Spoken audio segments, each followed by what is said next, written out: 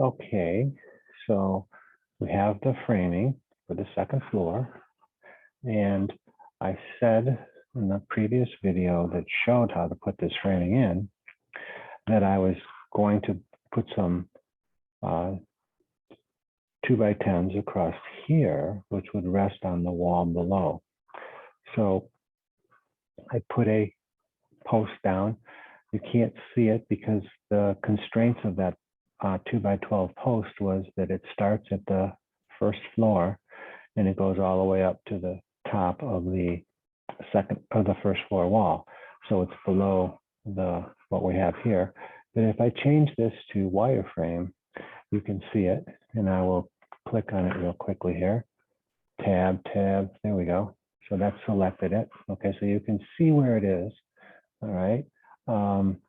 And let's go back here to the consistent colors and just accept that that's where it is. But in my first floor plan, you'll notice that it actually comes into a opening for a door. So that's not going to work. What's going to happen is we'll have a header over that door and the loads will come down on that header. And then the header, ooh, yeah, that's not going to be good either. So that's going to be one side of the header, which will support, there'll be posts here to support that header. And then over here on the other side of the header, there'll be some more. So I can't have this post coming down here, but I can, let's go back here to my wireframe, and I have one, and now let's copy that one, and we'll copy, is that copy? Yeah, okay, let's copy it from here to here, and then we'll copy it again from here to here.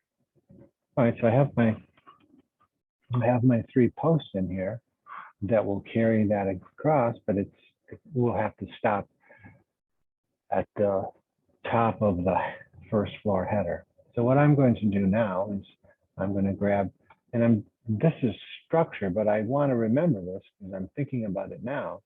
So I want to remember this. I want to grab these 3 guys. I think I did. I'm not sure. Let's go to the filter and see what I have selected. Structural columns, nothing else. Okay. So I'm going to copy those, and I can go, say, from the midpoint of this wall straight across to the midpoint of this wall. Those will fit inside of the wall, so we're fine. And then let's come out here and see, okay, I also said we would go all the way over to this wall. So let's copy those 3 again from escape, 1, I'm holding down the control key, 2, and 3, and I'll copy those. The heights of them are correct from the floor to the top of the first floor wall. I have a level suggesting that. All right, so I have my framing in there for those 3. But these 3 guys, I'm going to change their top constraint to, I have a level, I should have a level that's top of first floor header. Top of first floor header. Yep, I do. Okay. So, but I changed the top level, not the base. So we'll go back. I want my top level to be top of first floor wall. I have a level for that. That'll take me back up to the top of the first floor wall. You can see over here it did that. But my base level, I want that to be top of first floor header. So I have a level that says that. Top of first floor. Top of first floor header. Bottom of first floor header. Bottom of first floor. Top of first floor wall. Oh no. I don't have one that says top of first floor header. Bottom of first floor header. Bottom of first floor fascia. Top of first floor wall. All right. So that's embarrassing. I should have one that says top of first floor header. So I'll go to the bottom of the first floor header and assume that my header is going to be 2x12. So I'll raise that up by 11.25 inches. I can change it later if it's a different size. The structural engineer will put something else in. There we go. Okay, so I won't forget that now. That's the purpose of the post. So what's this? This is the, oh, I made that the top of the first floor wall. I want it to be the base level. I add that at 11.25 to the wrong constraint. Bottom of the first floor header. So I've just pasted that in there. Okay, so there it is. Wow. Not much space there from the top of the header to the floor. But anyway, you can see, I'm going to click on this so that that's the point that my rotation happens about. And you can see that there's a post coming down, but then there's going to be another header that comes across there. All right, so I might as well put the posts over here now too, which will remind me at some point in time I can see that I have my posts coming down. Those are important. And I should have, oh, look at that. They're going to be over here on a door header. All right, so we have an issue there too. Let's put them in. Now these are going to be 2x6s because that's the exterior wall. So let's copy just one of these. Let's see what happens if we copy just one. Tab, tab, tab, tab, tab. Oh, I had it. There we go. So I'm going to copy this guy from the center of this wall to this. Uh-oh. Well, maybe the center hopefully is there. I don't know. I can't see the construction of that wall. But let's say that that's what it is. It's going to be the same height, but it's going to be a 2x12. So I'll come over to the properties now. Instead of saying 2x4, I'll say it's a 2x6. All right. And because I put it in the middle, remember when Revit changes the dimension, it's going to add a little bit to this side and a little bit to that side. But the center will be the same no matter what. So I like that. Let's go back here to this guy and look at it again. Oh, this is my, there it is.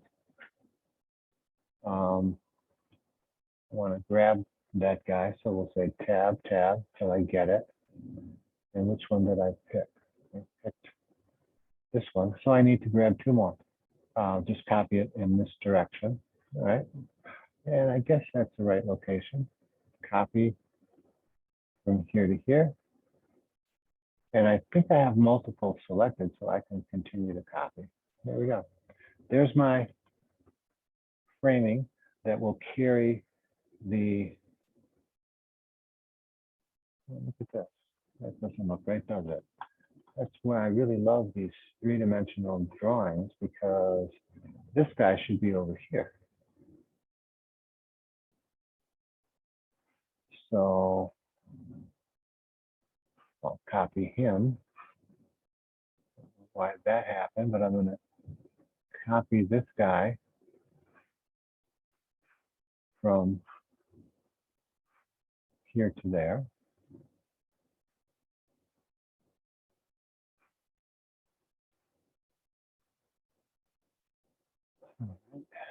So I'll select him, copy from here to there.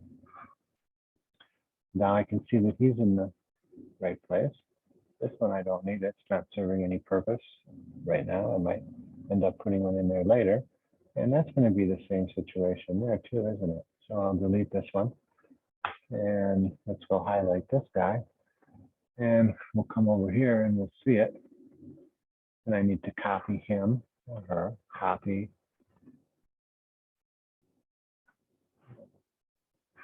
Click on this one. Copy from here to there. All right. So that's good. Let's spin this guy around.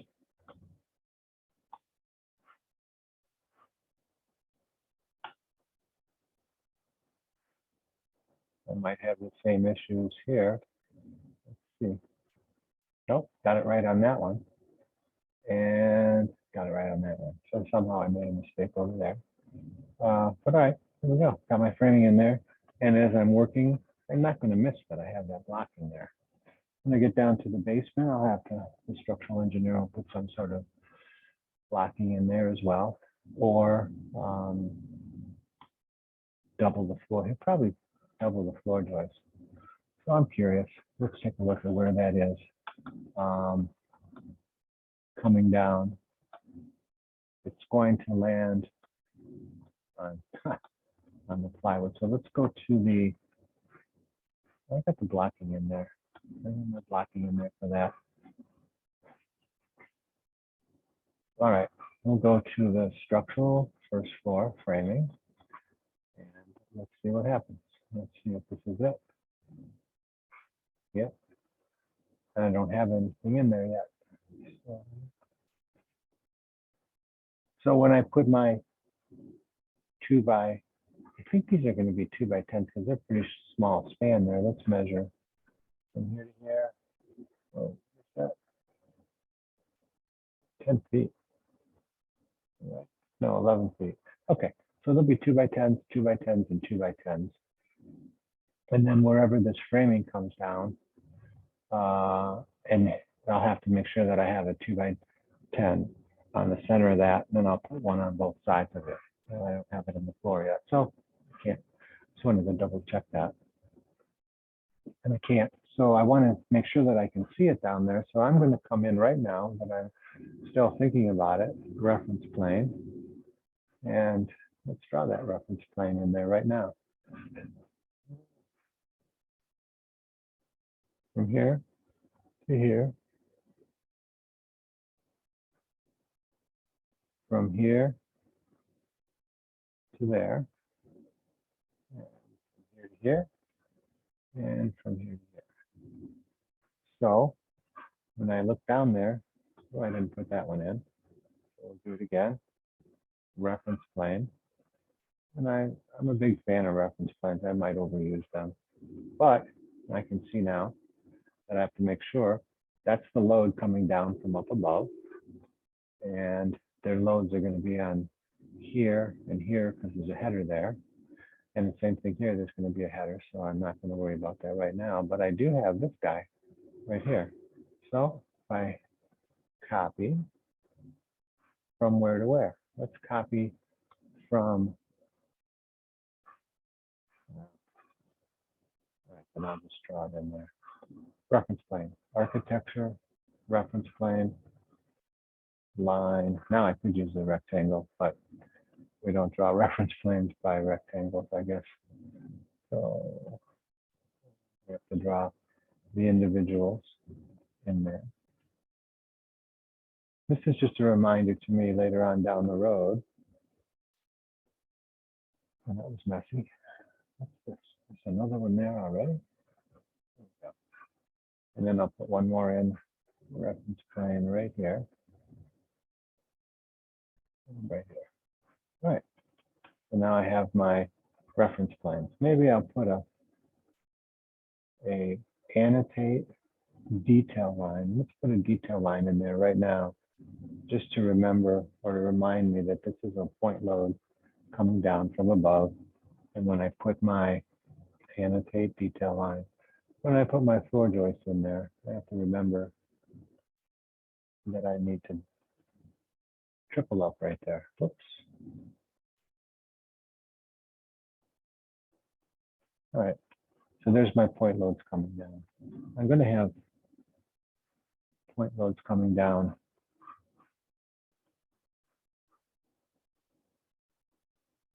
underneath the headers, but looks like it carried away here.